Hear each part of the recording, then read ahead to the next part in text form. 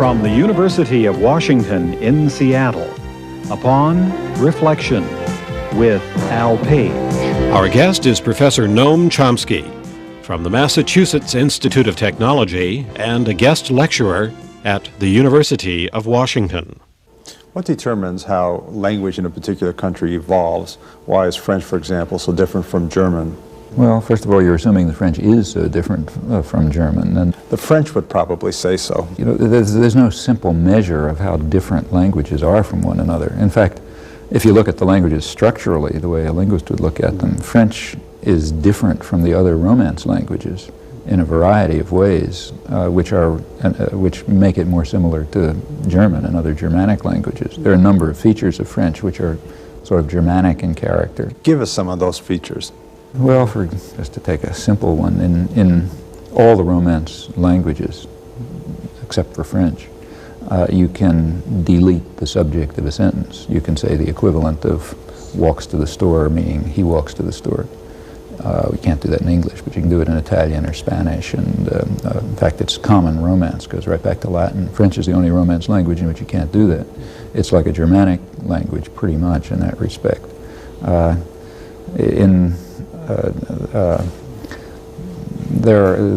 What they call clitics, small pronouns that you attach to verbs. So you say the equivalent of I, him, saw. That's common Romance. But in the other Romance languages, you can do things like I, him, want to see. You can do that in all, meaning I want to see him, but not in French. And for a variety of constructions, actually, there are quite a number of respects in which French is different from the other Romance languages. Incidentally, Old French, Middle French, say French in the medieval period was not. It was like the other Romance languages. So something happened to it that made it less like the Romance languages and more like the Germanic languages. How does language change over time? How did 18th century French change compared to 12th century French? Well, you know, when we talk about language change, that's very misleading. I mean, there is no such thing as a language in France. I mean, up until, say, the turn of the century, you could find people in nearby villages in France who couldn't understand virtually could not understand one another. The idea of a national language is a pretty modern phenomenon. It has to do with the rise of nationalism and communication and so on, or take, say, Italy today, or Germany today. I mean, the differences among the things that we call German are enormous, so enormous as to lead to non-mutual intelligibility. You have to learn the national language when you go to school. It's a different language than the one you spoke at home. When we talk about language changing, what's actually happening is that it's kind of like species changing. There's a mixture of all sorts of dialects, and the mix changes over time, either because of conquest or some political change, or boundaries are drawn in a different place, or you know, some kind of commercial interchange or whatever. The mixture of these things changes over time, and you know, you take a look at it a few centuries apart, it looks like there's a different language. But what happens is that between generations, there are usually small changes having to do with other influences from the outside and so on. And these things are cumulative. Sometimes they lead to pretty dramatic changes. I mean, within a couple of generations, a language can change structurally in quite dramatic ways. And of course, in, say, lexicon, you know, the words of the language, well, that's a different matter altogether. So when technology develops, you get a whole new vocabulary. But if you were in France in the 12th century and you understood all the nuances of language, could you have predicted how these various languages would have evolved over time? No, it's totally impossible. I mean, is it partially random? It's not so much that it's random. It's not actually random. For all we know, it might be completely deterministic. There's just too many factors involved. It's like, you know, it's like predicting the weather. There's just too many things going on. Human life is a pretty complicated affair, and now our cultures are speakers of English can be misled by this. English is relatively homogeneous. You can go a long way in the United States. You know, I mean, I just came from Boston, and I understand everybody in Portland and Seattle and so on. But that's not true of most of the world. Most of the world, language areas, that you can get very different languages pretty close by. And much of the world is what we would call multilingual. The closer I get to the border between France and Germany, the closer the languages become. Yeah, well, in particular, if you go from, say, Paris to Rome, As you go toward the Italian border, it starts to sound more like Italian, and at some point it becomes Italian. And there isn't, in fact, I mean, by now there's enough national unity and so on, so you can really find a border. But if you go back a little ways, there was no border. There was just I wouldn't say a continuum. There's just constant changes and fluctuations and variations, and you started speaking one thing in one place and another thing in another place, and they're not mutually intelligible often. But along the way, there are just all sorts of changes. Now, with the rise of national states, and especially national communications and national education systems and all of these things, which is a pretty modern phenomenon, then you get what we call national languages. Now, as I say, English is unusual. The reason, after all, you go to pre-colonial times, there were just hundreds of thousands, probably, of different languages spoken in what's now called the United States. Well, through the destruction of the indigenous population, and it was real destruction, kind of genocidal, and the conquest by speakers of basically one group, you ended up having a large homogeneous language. But how could anybody have predicted that? I mean, it had to do with the invention of guns and, whole series political of things. Conquest and all sorts of things. And that's pretty much what human history is. There are some French theorists, for example, who argue that they must work very hard to keep the French language pure. What does that mean? It doesn't mean anything. I mean, there's an old, virtually every national language, every national culture, or at least the European ones, maybe others, has a mythology that that's the only real, pure language, and all the others are corrupt. In France, this position is kind of extreme. In fact, if you go back to its origins, it's even a little bit comical. I don't know if anybody's actually studied it, but if you go back to, say, the 18th century and you read, say, Diderot, he explains, Diderot, very seriously, that he says, here's a prediction for you. He says, France is going to be the language of science, and German and English will be the languages of literature. And the reason for this is that French is very clear. In France, the words follow the order of the thoughts, whereas if you listen to German and English, the words don't quite follow the words of the thought. So French is good for telling the truth because of its, what later came to be called its Gallic lucidity and clarity, whereas German and I think his examples were German and English, maybe Italian. They're good languages for telling fantasies and falsehoods, so they'll be the languages of literature. Now, it's a sort of naive point of view, but you can see what was going on in his head. I mean, for him, the words in French followed the order of thoughts. When you hear German, it seems all confused. I mean, they're thinking in some other way. Speaker of German looks the opposite, of course. I suspect that the mythology of the purity and lucidity and clarity of French goes back to ideas of that kind. After all, French culture had a certain dominance and appeal for a long time, so these attitudes get established. But what does it mean for the language to be pure? Or when people say they want English to be pure, what are they talking about? Was Shakespeare pure? I mean, in fact, every stage of history, languages are, first of all, there is no such thing as a language. There are just lots of different ways of speaking that different people have, which are more or less similar to one another. Some of them may have prestige associated with them. For example, some of them may be the speech of a conquering group or a wealthy group or a priestly caste or one thing or another. And we may decide, okay, those are the good ones and some other one's the bad one. But if social and political relations reversed, we'd make the opposite conclusions. Let's say take Black English today. Black English is considered not quite proper English. On the other hand, if blacks happen to have all the power and own all the corporations and whites were working for them, it would be the other way around. Okay, Black English would be the language of culture and science and so on, and the stuff that you and I speak would be considered a degenerate dialect, which you have to get people out of so that they'll be able to think. But that raises an interesting question. Why does language have rules? Why were we taught these rules in grade school?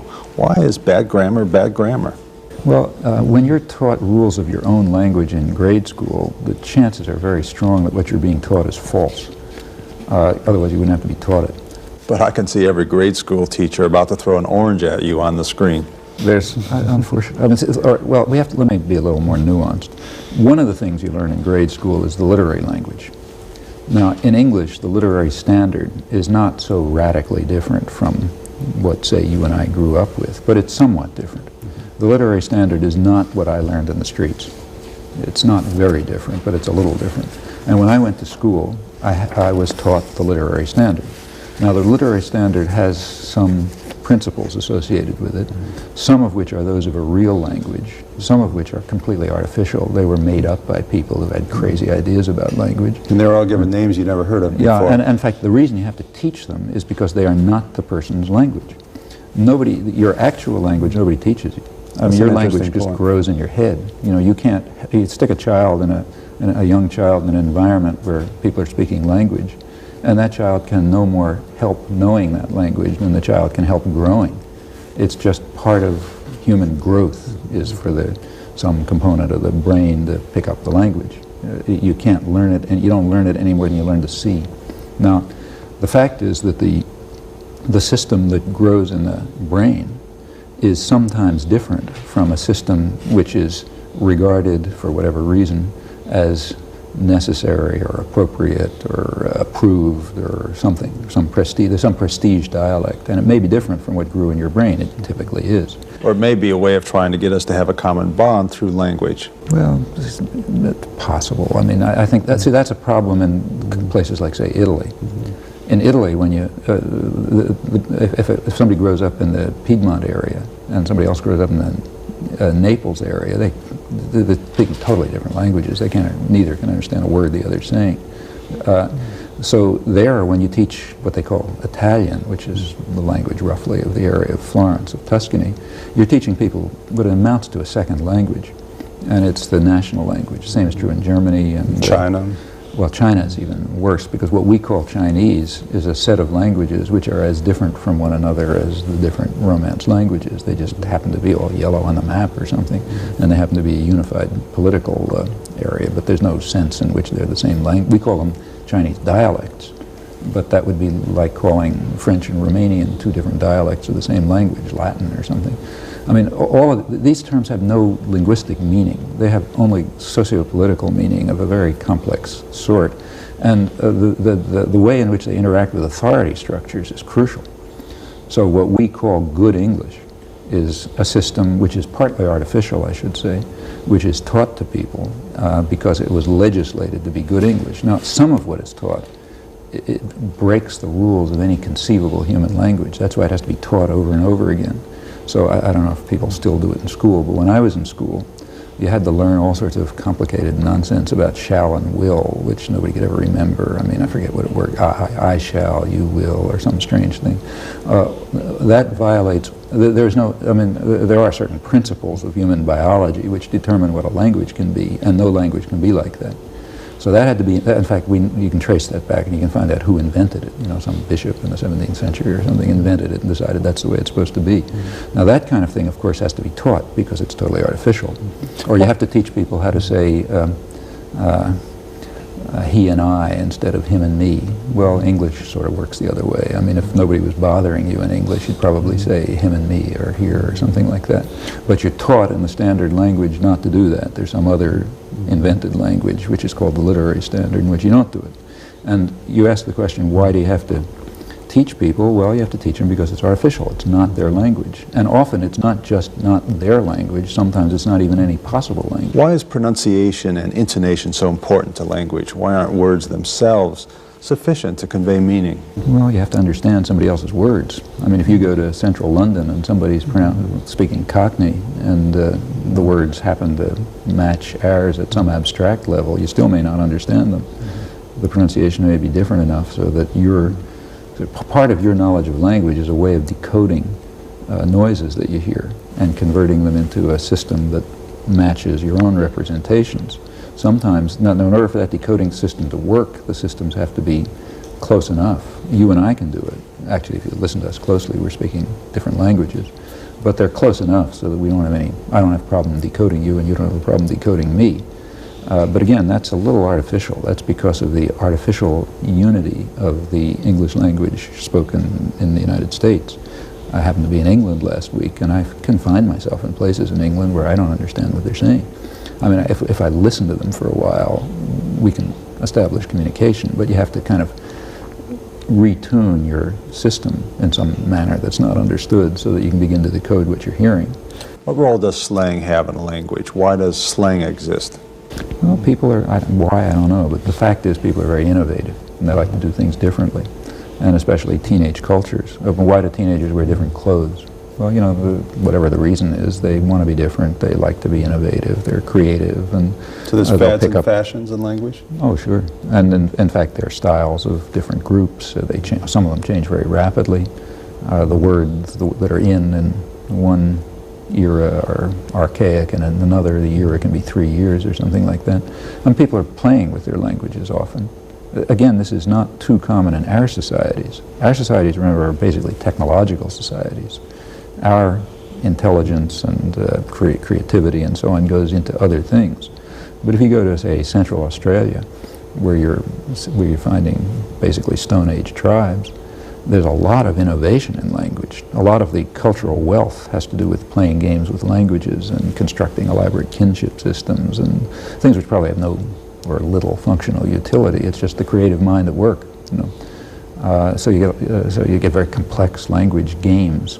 A special language system taught as a puberty right, and only a particular group of people speak it, and nobody else understands it. How does language differ in the way that it's used in the arts?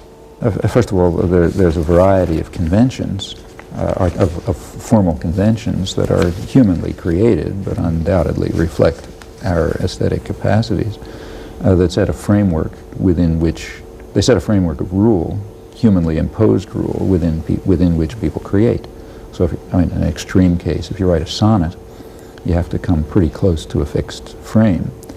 And while that's an extreme case, the same is true of other literary conventions. I mean, part of human creative intervention has been to create forms, aesthetic forms, which are somehow either appealing to us or challenge our intelligence or whatever, and you work within them. I mean, after all, painting on a piece of canvas that has a boundary, that's pretty recent in human history, and that itself imposes a framework which determines the kind of art that you can produce. And in the literary use of language is just everything from the structure of a novel to the metric character of a poetic form is one or another human invention. Do you respond to poetry? Do I? Sure. If I have time to read it. Does it make you think differently? So what goes on in your thought process? Well, you know, I don't feel competent to say, but it's a topic that has been discussed quite intelligently. So, for example, if you read, say, not by me, I have nothing to say about it, no one pretend to, but if you read, say, William Empson's 7 Types of Ambiguity, you get an intriguing account of why poetry makes you think, in part because it's so compressed, you know. And you only get hints, so the reader has to impose a lot of structure. You have to put your own self into it. And in part because the formal structure itself imposes a challenge to the intelligence. If you're just throwing paints around randomly, it's not a work of art, you know. But when it's done within the framework of a humanly constructed system of rule, at least you've got the prerequisites for a work of art. Still may not be. Whatever it takes, whatever creativity is, and that's not understood, that has to be there too. But certainly I have nothing to say about these topics. I wouldn't pretend to. We bring up another area you can claim you have no expertise in, and that's the use of humor. We respond to people who use humor in communication, yet it's not taught in grade school. We're not taught how to be comedians, but we respond to it, and that seems to be the case in almost every language. Well, see, I don't think that has too much to do with language. We can be humorous in other ways too. A clown can be humorous without using language, and nobody teaches a child how to laugh at a clown. Now, I think we're going here to interesting topics, but topics where nothing is understood. There's no doubt in my mind that there's something about human nature, you know, the basic structure of the human mind, brain, which makes certain things comical and other things not. just as there's certain things about the human brain that make some things come out to be a human language and others not, although they could be a Martian language or something. And at its root, it's, I don't think, fundamentally different from the fact that we grow arms and not wings. Now, we don't know why we grow arms and not wings, but you assume that it's got something to do with the human genetic endowment. And I think the comparable assumption is true in all these cases. Part of the fascination of the study of language is that it's one of the few examples where you can really get some insight into how it works. These other topics that you're mentioning, say humor, should be subjected to the same kind of study, but so far it hasn't been clear how to do it. Words are endlessly fascinating, I think, because it's amazing how somebody can walk in a room, hear a few words, and walk out crying or angry or this whole series of emotions simply with a few words. Doesn't that constantly amaze you? It's not just words again. It could be a fleeting picture. I mean, take, say, a caricature. You see a few lines, and it brings to your mind a person in a situation, maybe a tragic situation or a comical situation or whatever. I mean, the human mind is a very marvelous thing. It's got an extremely intricate and complex structure, which, at least at a scientific level, we understand very little about. But what you're pointing to is a central part of it. Little hints here and there succeed in evoking in us very rich experience and interpretation. And what's more, it's done surprisingly uniformly for different people, which means, and it's of course done without any training or very minimal training. Nobody would know how to train people to do this. So it somehow must be the only logical possibility, aside from angels or acts of God, is it's something rooted in our nature. I mean, qualitatively speaking, these phenomena are very much like physical growth. The nutrition that's given to an organism, to an embryo, is not what determines that it's going to be a human or a bird. What determines that it's going to be a human or a bird is something about its internal structure. And what determines that we are going to be the kind of creature that can speak and that can interpret a sign or a line, a couple of lines or something as evoking an emotional experience or whatever, that's something in our nature, but it's so far beyond what we know how to study that you can only wave your hands at it at the moment. How should parents react with respect to exposing their children to language? Should they expose them to all aspects of language, or should they simply let them develop any way they develop? I suspect there's very little that parents can do to change the course of language development. I mean, we know from experience. Again, let me say, I'm not speaking about this from any expertise. I don't have any more expertise than personal experience. There's nothing in linguistic theory that gives answers to this question.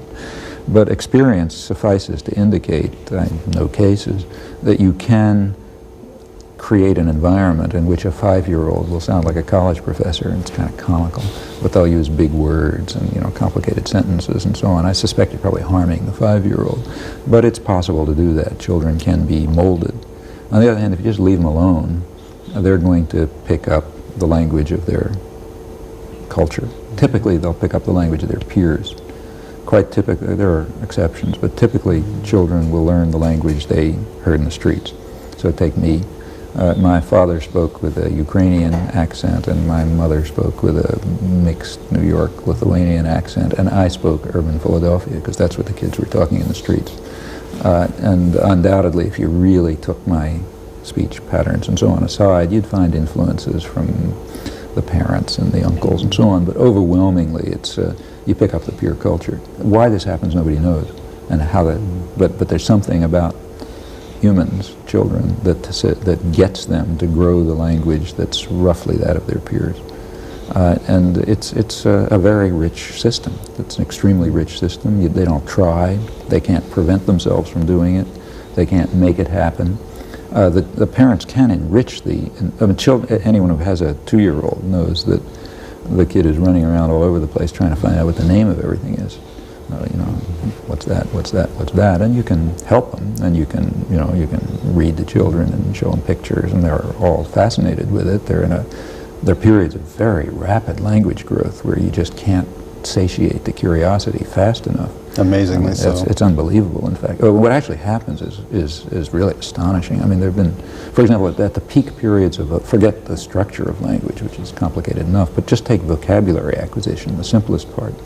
At peak periods of acquisition of vocabulary, learning new words, children are picking them up at maybe a rate of 1 an hour or something, which means that they're essentially learning a word on one exposure. And the adults go into adult education and die trying to learn a new language. Oh yeah, but you know, if you think what it means to learn a word on one exposure, the way to understand how amazing an achievement this is to try to define a word. So suppose you had an organism that wasn't equipped to learn the words of human language, and you really had to teach it those words by training. Well, you'd first have to define a word. What is the meaning of table, for instance? Nobody can do that. You have to define the definition you're using to define the word. But you see, what we call definitions are not definitions, they're just hints. If you take the Oxford English Dictionary, you know, the one you read with a magnifying glass, and they give you a long, detailed thing which they call the definition of a word. In fact, it's very far from a definition of a word. It's a few hints that a person who already knows the concept can use to understand what's going on. But remember, the child is picking that up not from the Oxford English Dictionary with its whole array of hints.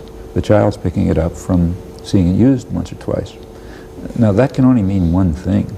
It can only mean that the concept itself, in all of its richness and complexity, is somehow sitting there, waiting to have a sound associated with it. Now, that can't be quite true, but something very much like that is probably true. That's why you and I will have essentially the same concept of table and the same concept of person and of,